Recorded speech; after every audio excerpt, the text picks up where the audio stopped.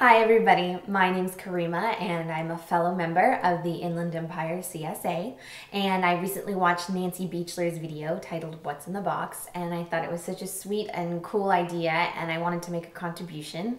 So my idea was to go ahead and make a weekly video where I'm going to make a recipe using only ingredients that you'll find in your CSA box. So we'll also have some household staples that you'll need like sugar, oil, butter, salt, pepper, and the like. If you guys have any feedback or ideas, comments, I'd love to hear from any of you. So I will put my email address below in the video description and you can find it there and contact me that way. Other than that, let's go ahead and get started. This week, I'm going to be making a sweet roasted butternut squash with sage and shallots. Okay, so here's what you're going to need.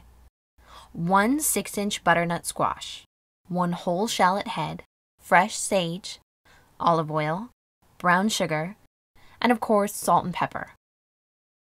For starters, preheat your oven to 475 degrees. Then, using a veggie peeler, skin your butternut squash.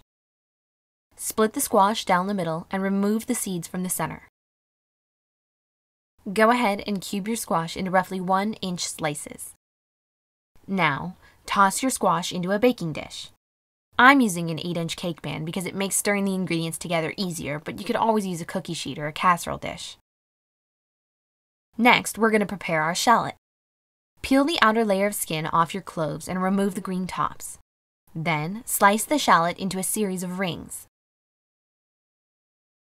Separate the rings by pushing your finger through each slice of shallot and toss into your baking dish with your squash. Now it's time for our sage. Tear off a small handful of sage and roughly chop it together on your cutting board. You should have about 1 tablespoon of leaves. Sprinkle this into your baking dish. And now for the finishing touches. Add 1 tablespoon of brown sugar to the pan. Season with salt and pepper. I like to eyeball it, but it's about 1/2 teaspoon of salt and maybe 1/4 teaspoon of pepper. And last but not least, drizzle with about 1 tablespoon of olive oil. Using a couple of spoons, toss all of your ingredients together and make sure that everything is evenly coated. And that's it. Just place your baking dish on the center rack in the oven for about 20 minutes. Reach in after about 10 minutes and toss the ingredients one last time just to make sure that everything bakes evenly. This really does make the perfect side dish for a warm autumn dinner and would be a great addition to any Thanksgiving feast. So I hope you guys enjoy it, and I look forward to seeing you all next week. Thanks.